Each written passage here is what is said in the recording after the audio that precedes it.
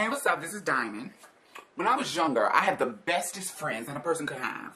We had fun. We hung out all the time. All of us. There was no fighting. Nobody did drugs. So there was no kind of peer pressure to do some crazy ass stuff. It just was a bunch of kids together having fun. Not a bunch. It was a handful of us having fun. So, you know, I grew up in a great environment of support. I remember all of us would sneak into this skate club. And we were all underage, between 14 and, 17. We would always go to this club, and they would let us in, as long as we're not causing a problem. Sometimes we would get in without no ID, depending on who's at the door. Sometimes we wouldn't. Sometimes it just depends. If we wouldn't, we would just park like Pip and stand outside and, have fun. But a lot of times we would get in, underage. Now, we wouldn't drink, because none of us really was drinkers. So, we just would go in and dance and have a day old time. So, this one day, out of my friends, I was the only one that had my own apartment. We would either all meet up at my house, get dressed, get a geesh, and, whoever was doing at the time, we would do that at my house and then leave from my house to go to the club. So this one particular night, everybody wanted to go out, including me, but because I had my own shit, I had to have my own job. And I worked right across the street from my apartment, which was Rally's. Fast food joint, if you don't know it, I love them. Anyway, but at this time, it was a little, back then, to get into the club, the best time to get into the club without ID would be if you go early. Don't go at peak time where people is coming in, lining up, da-da-da. If you go early when it's slowed down, it's easier to get in, so we all will go early. So,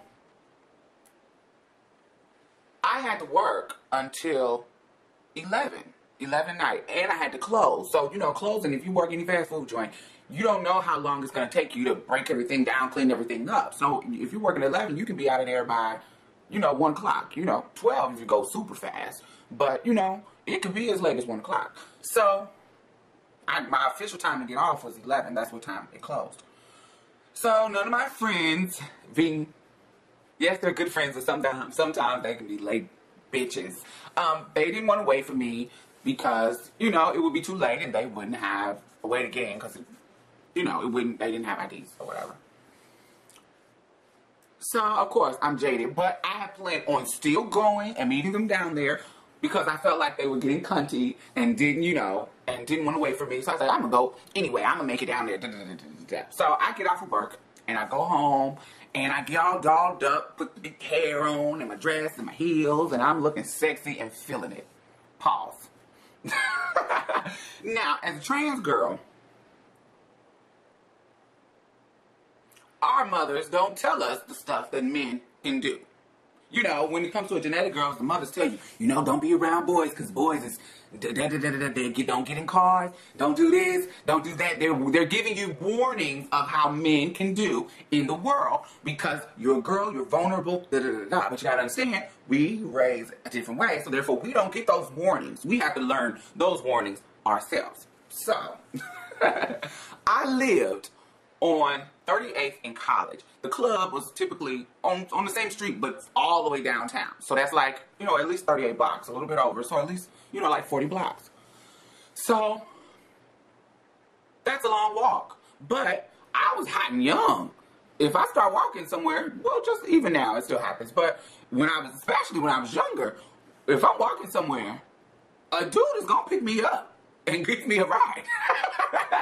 So, and I didn't think anything of it because I didn't get those lessons. Don't jump in cars with men you don't know and da-da-da. Of course you get the don't talk to strangers when you're younger, but as you get older, you kind of undo that because that just was to protect you from being molested and all kinds of crazy stuff like that, getting kidnapped and stuff like that. But as you get older, you done got in a few fights, you're getting feisty, you feel like, hey, people ain't gonna do nothing to you.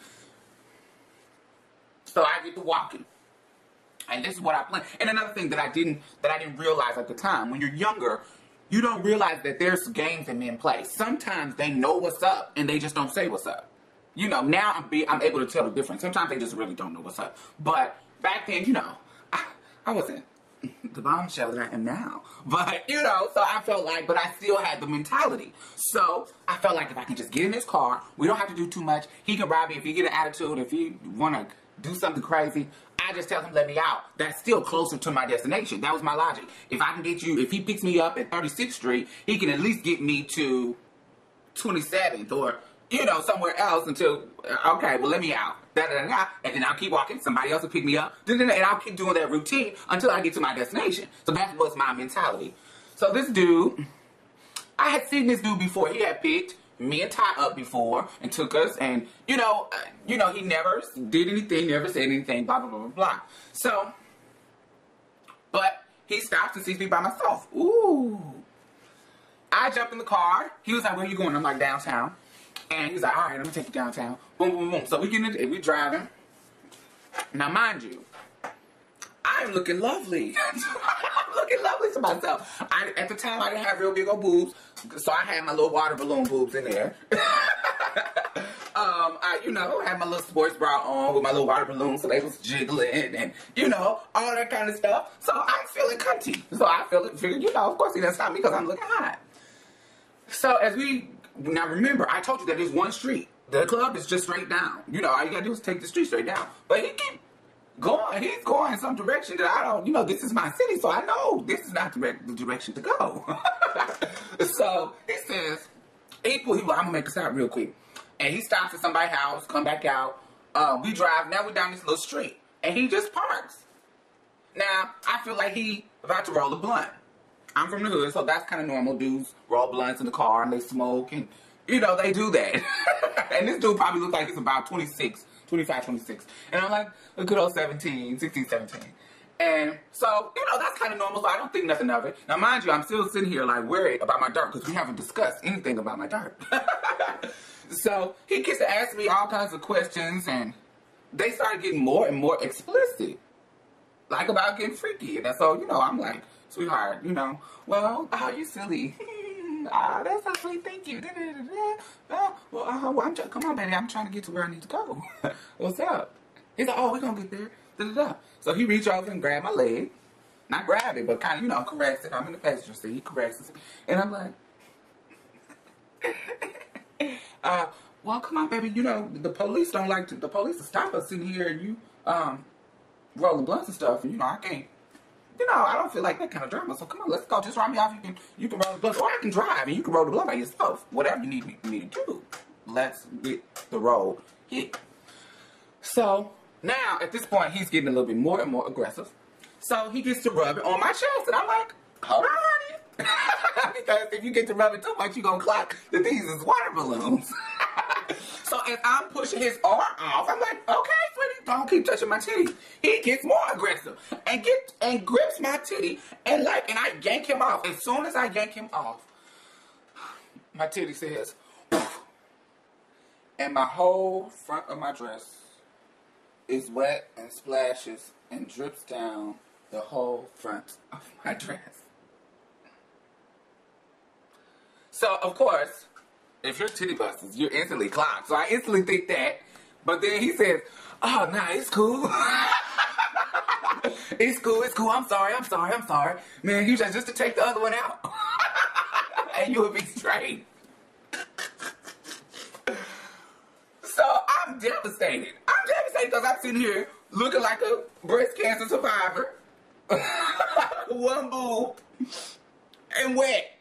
And I done got all cute to go to the club. Now I can't go to the club. So now you have to take me home. And by the time I go home and get, dressed and changed and all prepared to go back out, it's going to be too late for me to go to the club. So I'm over it. He sees I'm over it. He drives me back to my apartment, which was not too far. And I didn't end up going to the club that night because I only had one titty.